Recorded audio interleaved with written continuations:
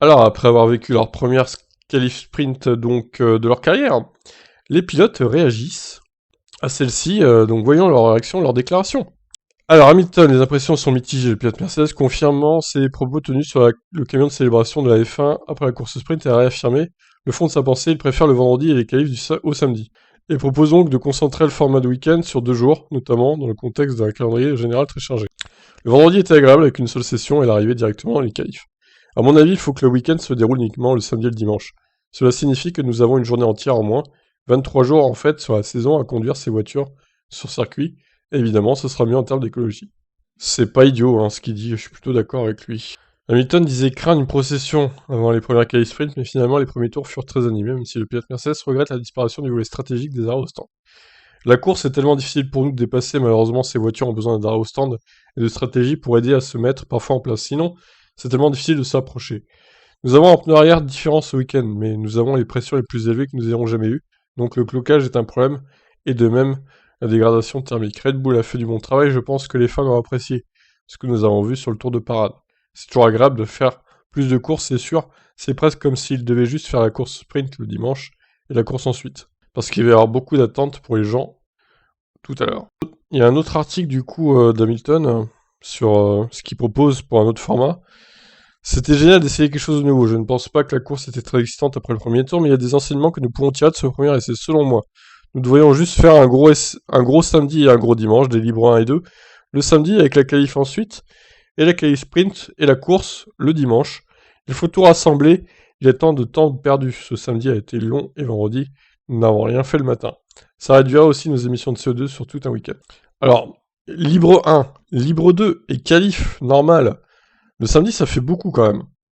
Non, et pourquoi pas, on ferait juste des libres 1. À la limite, pourquoi pas faire 1h30 d'essai 1, juste ça.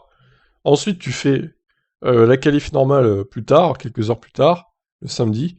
Le dimanche, tu fais le matin ou à midi la qualif sprint. Et la course quelques heures plus tard. Ça, pourquoi pas, je suis d'accord. Mais 2 séances d'essai, au final, on s'en fout, quoi, non. À la limite, ouais, rajouter une demi-heure à la séance 1, comme ça, tout le monde sera content. Mais je suis pas sûr que ça fasse un peu... Je pense que ça fera un peu trop, hein. 2 heures d'essai et plus des qualifs, non. C'est beaucoup trop. Alors Verstappen a une autre critique à formuler, et ce même s'il a signé la pole du samedi supprimé des EL2 qu'il trouve inutiles le samedi matin. Ouais, je suis d'accord. Le vendredi n'a pas été plus agréable parce que les qualifs sont là où vous devriez obtenir la pole position. Après la course, on vous dit yeah, great job, pole position. C'est comme j'ai fait un tiers de la distance de la course et entendre tu as la pole position pour demain, c'est un peu étrange. Oui, je suis d'accord avec ça. De son côté, Bottas pense pareil que son équipier, il préfère le vendredi au samedi. Si je devais choisir ce que j'ai le plus apprécié, je dirais le vendredi. J'aime vraiment les qualifications et ce sentiment de pousser la voiture à la limite sur un seul tour. Évidemment, c'était une bonne chose à essayer pour avoir un autre départ. Mais c'est toujours aussi amusant de courir avec ces voitures contre les meilleurs pilotes sur cette piste incroyable. Devant tous les fans, c'était agréable. Mais j'ai déjà hâte d'être à l'épreuve principale. Alors, c'est dommage au final, on a la réaction de seulement quelques pilotes, je m'attendais à plus, mais bon, tant pis. Perez est déçu, le format est très différent, nous devons attendre et voir.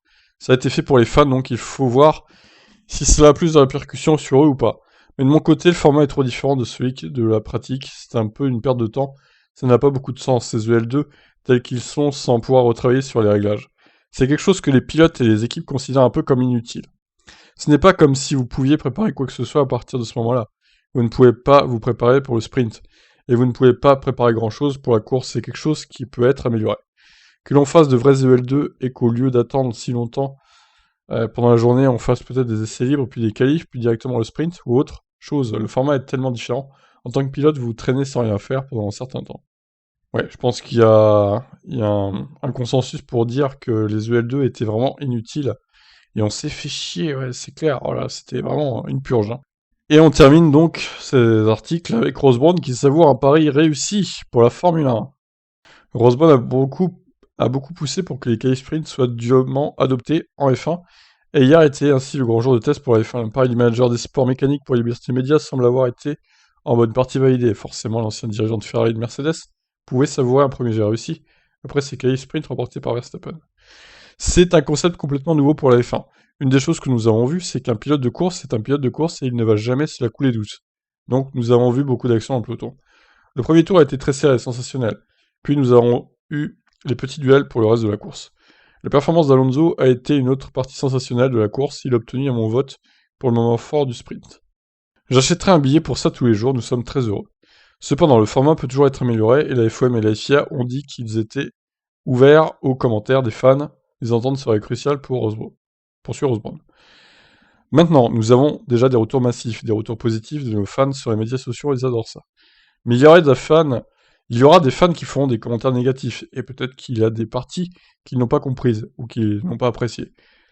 Alors, ne pas comprendre, pour le coup, c'est pas hyper compliqué à comprendre. Hein.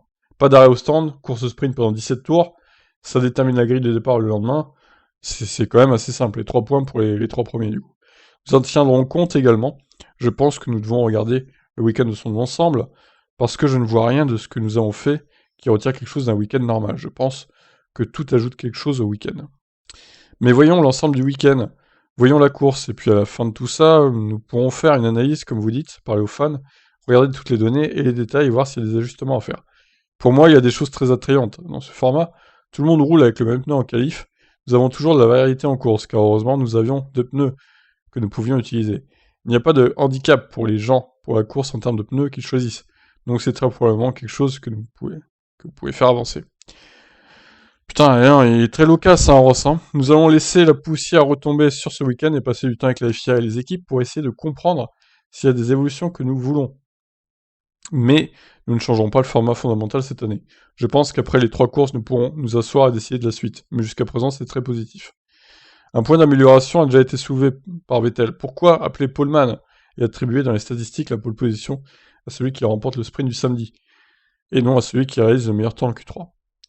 Ouais, c'est vrai que ça me pose aussi problème hein, pour les records de pole et tout. Parce que là, du coup, Verstappen a fait sa pole en 25 minutes et 16 secondes. Hein. Bravo à lui. Rosberg comprend les critiques et se dit ouvert au changement. Peut-être que c'est quelque chose à laquelle nous devrons penser. S'il y a un changement dans la nomenclature de ce que nous faisons.